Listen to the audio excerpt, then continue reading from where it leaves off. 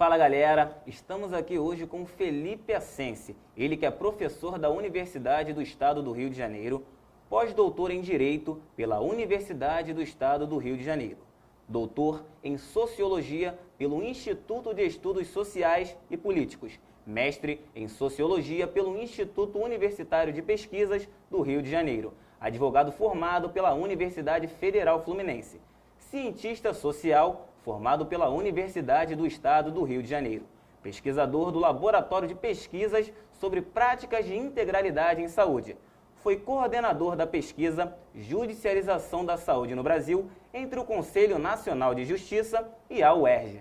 Felipe, é um prazer recebê-lo aqui. Muito obrigado por aceitar o convite. Uma honra. Explica pra gente, de onde veio a vontade de cursar a faculdade de Direito? Bom, eu acho que tem uma dupla motivação, né? Primeiro, é a questão familiar.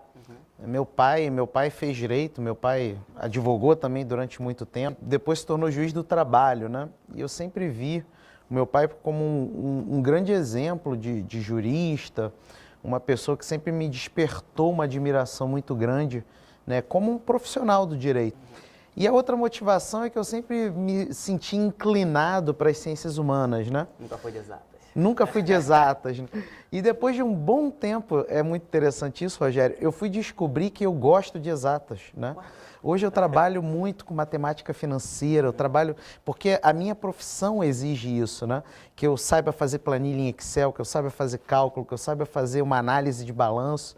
Mas isso é uma coisa que eu só fui descobrir depois, né? Na época da decisão sobre fazer direito, eu não era um grande aluno de exatas e sempre tive as ciências humanas como a grande área, né? Que me despertava interesse, me despertava até a vocação para estudar, para aprender. E isso fez com que o direito viesse naturalmente nesse processo, né? A influência familiar e essa inclinação para as ciências humanas. Foram as semelhanças ou as diferenças em relação ao direito que te fizeram iniciar a graduação de Ciências Sociais? Ciências Sociais é uma faculdade que muda a sua mente. Eu fiz a faculdade de Ciências Sociais assim que eu saí do ensino médio, né? E quando você chega na faculdade de Ciências Sociais, você rompe paradigmas, você pensa diferente. E uma atitude importante de ciências sociais é justamente você ter um estranhamento diante do que está posto. Isso quando eu penso, né? Eu fazia direito de noite e ciências sociais de manhã. Como foi administrado? Foi complicado, né? Foi um desafio enorme. Era muito interessante porque, em geral, o modo de ensino do direito ele é muito baseado no que está posto. E as ciências sociais, elas são muito baseadas no estranhamento do que está posto. E é muito legal porque eu à noite assistia a aula do que está posto e de manhã eu desconstruía. E isso era muito interessante, foi muito importante para mim. E não foi fácil compatibilizar as faculdades, né? Uma dura 4 anos e a outra 5. Eu ainda trabalhava à tarde, mas foi um momento muito especial para mim e certamente o que eu hoje penso como um acadêmico e como um profissional está relacionado à contribuição dessas duas grandes áreas de conhecimento. Você possui experiência internacional, tais como na Universidade de Coimbra, em Portugal, e na Universidade Los Libertadores, na Colômbia. O que essas experiências longe do Brasil puderam agregar na tua vida profissional, acadêmica e até na pessoal também? Então, estamos falando aqui de universidades que têm um protagonismo muito grande nos seus respectivos países, né? Los Libertadores ela é hoje um centro de referência especialíssimo dentro da Colômbia na área de Direito e Ciência Política. E Coimbra é a universidade mais tradicional de Portugal e é uma universidade que, inclusive, formou muita gente do Brasil, né, desde o Império, por exemplo. Para mim, estar nessas universidades foi um momento muito, muito importante, porque eu estive nelas em momentos distintos da minha vida, mas todos os momentos em que eu já tinha uma certa maturidade acadêmica. Então, às vezes a maturidade acadêmica ela vem, mas você ainda está muito preso ao seu país, no modo de pensar no país, nos paradigmas que são trabalhados dentro do direito. Foi uma dificuldade, mas foi uma dificuldade que foi saboroso de superar. Por quê? Porque quando você, por exemplo, vai para a Colômbia e você discute o modelo colombiano de efetivação do direito à saúde, que tem semelhanças com o Brasil, mas que você pensa o judiciário de uma maneira absolutamente diferente, né? O modo do judiciário atuar, ou então quando você chega em Portugal e o modo como a população concebe o seu direito à saúde, apesar dele estar muito parecido com o direito à saúde brasileiro na Constituição, mas é um modo completamente diferente, isso traz um novo olhar mesmo para aquele que tem uma certa maturidade acadêmica e certamente engrandece muito, né? Porque você passa a ter um maior esforço de sair do seu lugar de pensamento, do seu lugar comum brasileiro e tentar estabelecer pontes de diálogos com sociedades que estão próximas, mas não necessariamente têm as mesmas práticas, né? Entendi. Aprofundando um pouco mais o nosso assunto agora, né?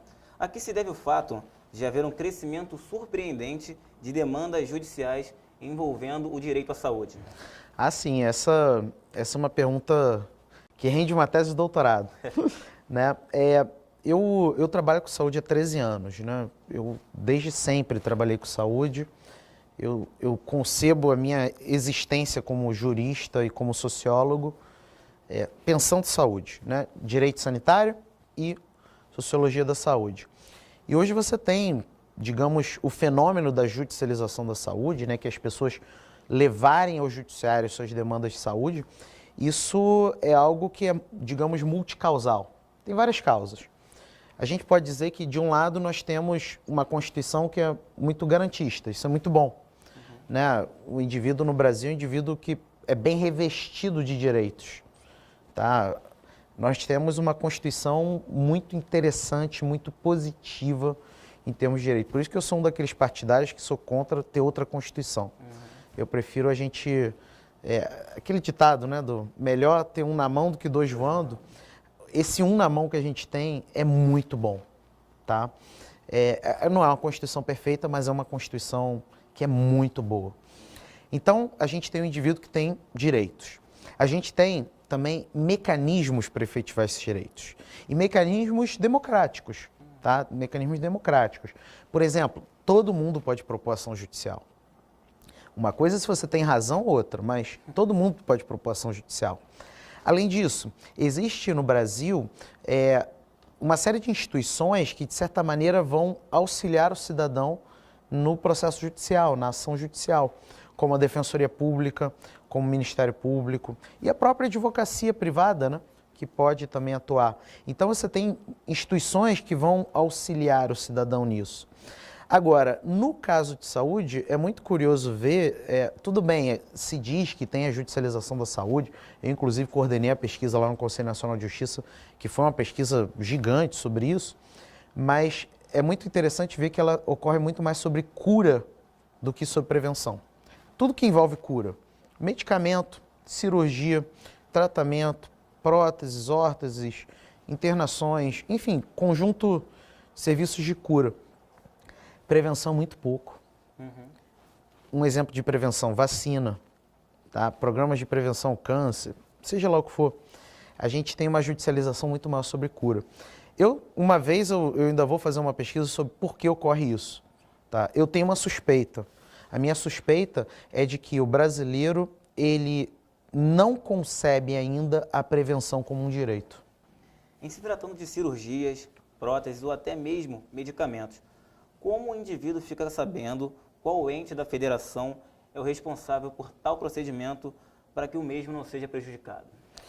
Essa é uma excelente questão, porque isso é importante que quem está nos ouvindo aqui, quem está assistindo a gente, saiba, né?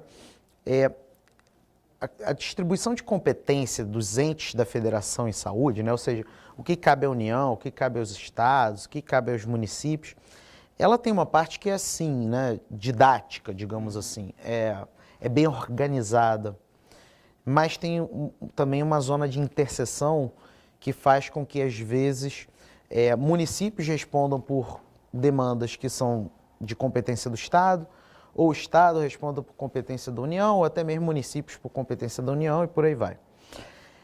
Isso por si só seria uma questão, né? E onde é que as pessoas veem, em geral, essas distribuições de competência? Existe, por exemplo, a Relação Nacional de Medicamentos, que são as famosas listas do SUS, que é onde você vê o que é medicamento da União, por exemplo. Além disso, você tem a relação estadual e a relação municipal. Você tem também a Renases, né? A Rename é de medicamento e a Renases é de serviço de saúde no nível federal, estadual e municipal. Então, esse é um exemplo, né? Só que isso carece de uma certa efetividade pelo seguinte: o profissional do direito, em geral, ele não sabe dessas regras, porque são regras administrativas. E o profissional do direito, em geral, ele tende a pensar muito o direito a partir das normas produzidas pelo legislador e não pelo executivo. Isso faz com que, a despeito de eventualmente você ter um medicamento que é de responsabilidade da União, quando o advogado ele propõe ação contra o município, e acaba que o juiz também entende que aquilo é de responsabilidade municipal, porque ele não é familiarizado com as regras de competência, e acaba que o município, então, paga por esse medicamento que não é, em tese, de responsabilidade municipal.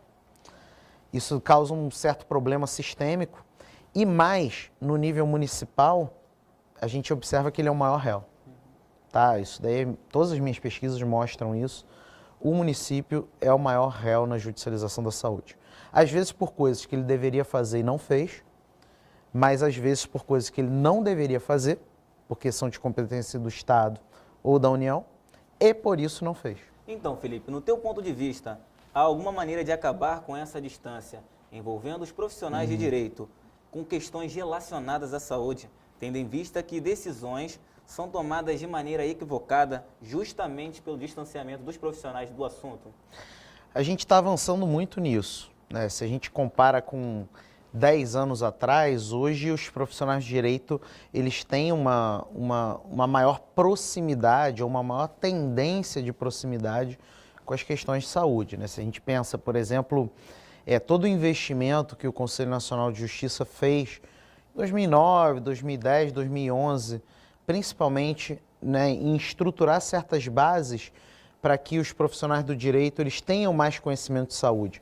Como, por exemplo, o CNJ estabeleceu que todo juiz ele tem que fazer curso de direito sanitário nas escolas de magistratura, estabeleceu que direito sanitário tem que ser cobrado na prova para a magistratura, estabeleceu diversas parcerias o CNJ nesses anos para, de certa maneira, fazer com que os profissionais de direito discutam mais a questão da saúde.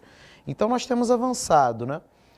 Mas eu não comemoro ainda, pelo seguinte motivo: a gente tem que entender que tipo de saúde os profissionais de direito estão se aproximando. Por exemplo, hoje existe uma tendência no Brasil de investir nessa aproximação, nessa capacitação dos profissionais de direito em matéria de saúde, principalmente a partir de uma discussão sobre medicina baseada em evidências, que é algo que dentro da saúde coletiva, que é um campo importantíssimo, que produz muito conhecimento sobre saúde, é algo bastante complicado. Medicina baseada em evidências, e aí eu vou ser absolutamente reducionista por conta do nosso tempo na explicação, daria para fazer uma aula sobre isso, é uma lógica de que só é uma demanda de saúde aquilo que é baseado numa evidência científica. E uma evidência científica que é consagrada como evidência e como científica a partir do médico. Tá? Isso é absolutamente perigoso para as questões de saúde. Tá? Por exemplo, só para ficar num exemplo, fiz uma pesquisa sobre judicialização da transgenitalização no estado do Rio de Janeiro na década passada, né, 2000 a 2010. E aí eu fui observar que aumentava bastante a probabilidade de deferimento, né? A transgenitalização é a famosa mudança de sexo, né? A operação de mudança de sexo. E aumentava bastante a probabilidade de deferimento quando o autor ele juntava no processo um laudo médico dizendo que ele tinha uma doença, tá? Era evidência, e, portanto, já que ele tinha essa doença, a cura era a transgenitalização. Acho isso absolutamente perigoso e por isso não comemoro, porque a ideia de medicina baseada em evidências, ela passa a pensar tudo a partir da ideia de doença.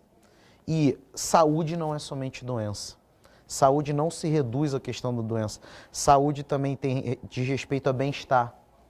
Tá? E quando a gente trabalha, por exemplo, demanda de transgenitalização a partir de doença, você produz estigma, você reproduz uma visão biomedicalizante de uma questão que é a opção sexual, né? E isso eu acho muito perigoso da gente reproduzir. Então não comemoro ainda, apesar de ver no saldo muitos avanços, mas infelizmente alguns desses avanços eles são colonizados por uma visão absolutamente superada já dentro da saúde coletiva, mas que o direito não conhece, né? Então reproduz, que é uma visão de medicalização da saúde. Então a saúde passa a ser vista como doença. Felipe, por que o direito concebe de forma diferente os problemas relacionados à saúde? Isso é uma coisa, tanto é que por isso está relacionado com essa sua pergunta, por que a gente precisa aproximar? Porque às vezes, e aproximar mesmo os profissionais do direito dos profissionais da saúde, né? E da própria gestão. Às vezes o profissional do direito, o próprio direito, não só o profissional, mas o próprio direito, concebe algo da saúde de uma maneira e a saúde concebe de outra. Vou dar um exemplo muito prático. Exame. Para a saúde, né? Para a saúde, um exame, o que ele é? Ele é apenas um indicativo, tá? Se diz em saúde que por mais que o exame diga que você está com uma taxa de glicemia alta, esse exame ele depende de uma avaliação médica, o médico vai cotejar com as outras informações que ele tem sobre você para chegar a um diagnóstico a seu respeito. Então o exame nunca é 100%, porque ele é cotejado com outros elementos. Ele é sempre 99,99999%. Até porque a rigor, né, você tem o erro humano, né? Alguém pode ter digitado errado. Por isso é importante cotejar. Dentro do direito, sabe como é que os profissionais do direito e o próprio direito concebem o exame? Como uma obrigação que se chama obrigação de fim, 100%. Então é muito curioso porque às vezes o laboratório ele toma todo o cuidado de dizer, esse exame não exime o diagnóstico, né? Em geral, quando você faz exame tem isso lá embaixo. E dentro do direito, não importa se exime ou não, o fato é que vou condenar porque teria que ser de 100%. Esse diálogo é que é importante, sabe? Para que o direito e a saúde possam produzir certos consensos a respeito de como são os assuntos de saúde.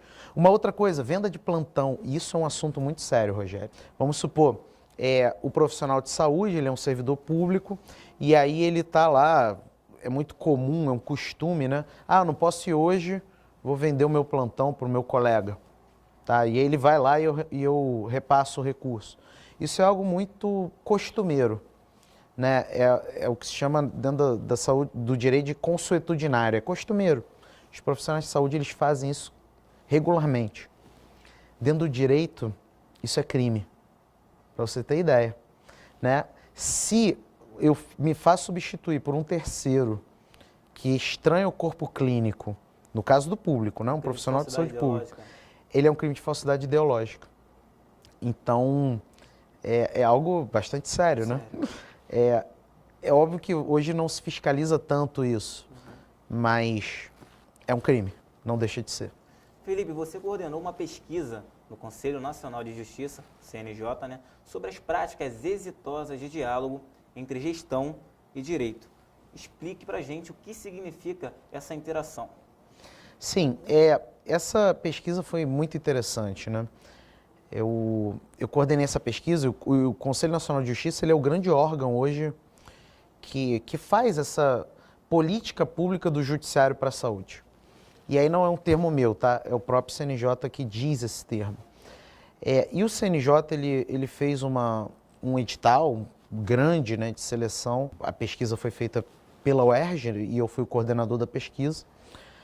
E aí foi uma pesquisa de grande fôlego, teve uma parte quantitativa, tá? Que basicamente a gente fez análise de processos judiciais em vários tribunais e com possibilidade de generalização, porque foi uma pesquisa amostral, e também uma parte qualitativa que foi muito interessante, porque a gente fez uma chamada pública para todos os tribunais e juízes do país, para quem tivesse experiências inovadoras em judicialização da saúde, que se inscrevesse e a gente ia pesquisar a experiência. Não era um prêmio, era uma inscrição para a gente entender por que deu certo. Quais são as variáveis que influenciam no sucesso de uma experiência inovadora. E a gente selecionou 3 experiências: Lages, em Santa Catarina, Araguaína, no Tocantins, e Brasília, no Distrito Federal. E fomos lá pesquisar. E foram experiências muito interessantes. Estou absolutamente convencido de que para enfrentar a judicialização você precisa de muita criatividade institucional, precisa de muito diálogo entre as instituições jurídicas e a gestão. Tem que pensar fora da caixa nessa questão também. Tem que pensar fora da caixa. Não é fácil isso, porque no caso dessas experiências, pensou-se fora da caixa, mas implementar o que pensou fora da caixa foi um grande desafio, porque depende também da vontade política do gestor, né? Às vezes, você tem uma ideia inovadora, mas ou a instituição jurídica não quer, ou a gestão não quer, ou ambos não querem. Isso atrapalha muito a questão da saúde, entendeu?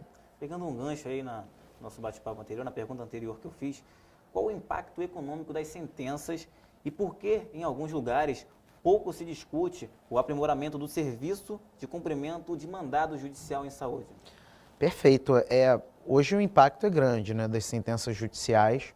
Isso não, na minha visão, não deslegitima ou legitima as sentenças judiciais. Fala impacto, qual o impacto? Impacto social, impacto econômico? Então, tem um impacto social, as decisões, porque o impacto social a gente pode pensar que hoje muitas sentenças judiciais fazem com que o direito à saúde chegue para as pessoas.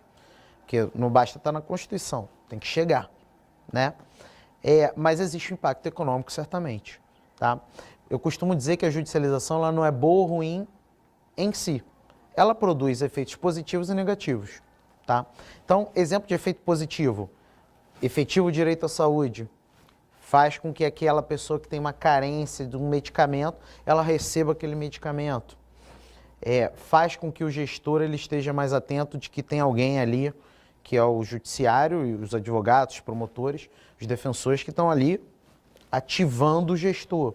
São os elementos positivos. Agora, os elementos negativos, especialmente na questão de impacto econômico.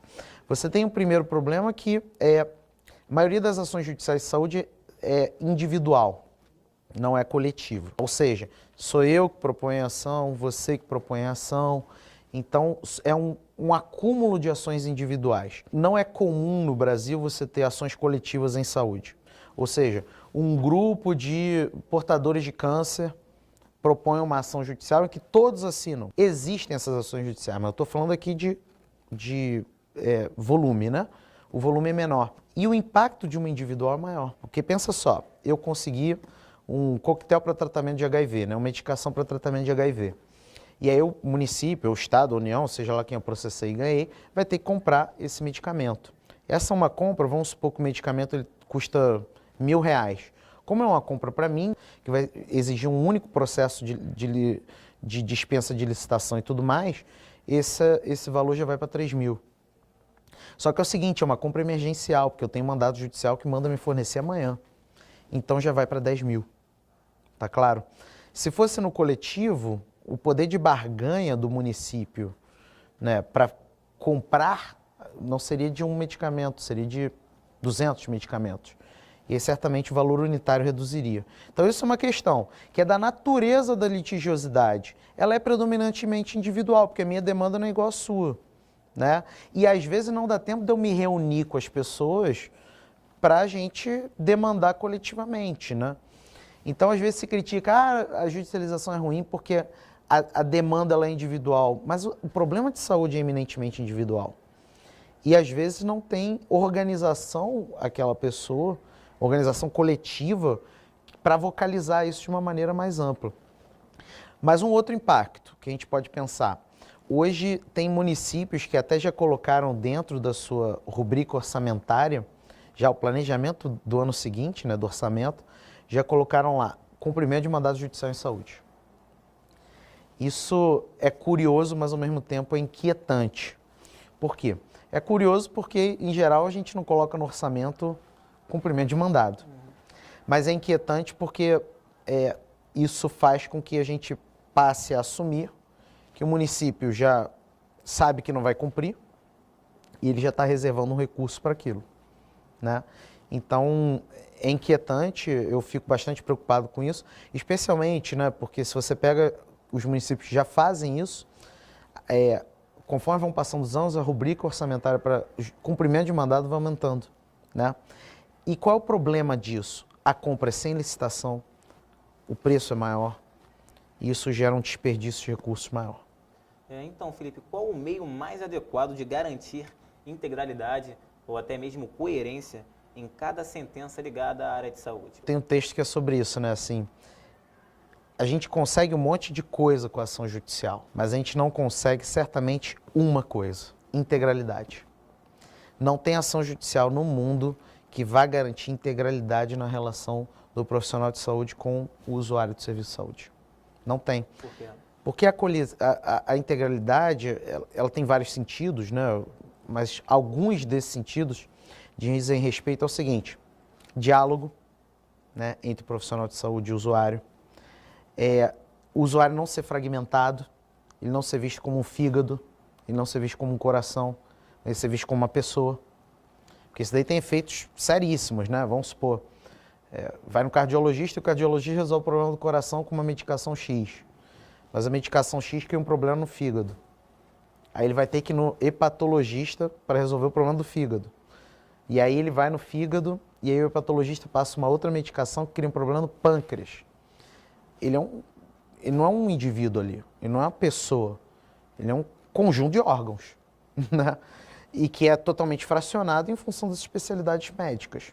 Isso não é integralidade.